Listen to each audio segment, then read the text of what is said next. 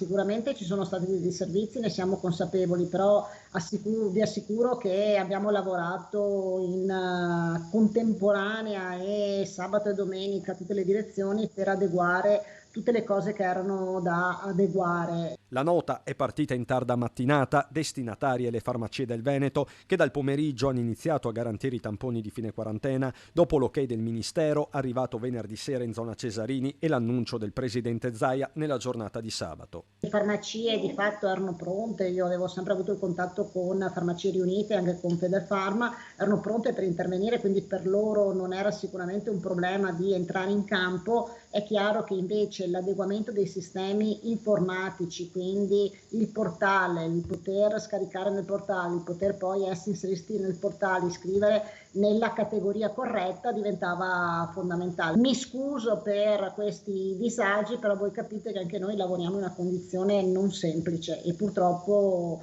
dobbiamo mettere insieme i pezzettini di volta in volta. Non tutti i soggetti però possono presentarsi in farmacia per il test di fine isolamento. La possibilità, rimarca Lanzarina, riguarda i contatti di casi, i positivi inclusi i minori che devono definire la negativizzazione, gli studenti in autosorveglianza o in sorveglianza con testing. In ogni caso il tampone deve essere effettuato dopo 3 giorni senza sintomi. Partito senza intoppi invece il sistema di prenotazione online annunciato sempre sabato. Collegata infine la partita sulle regole per le quarantene, con Lanzarina che chiede di rivederle partendo dalla ridefinizione di caso. Altri incontri ci sono stati su questo punto nel pomeriggio.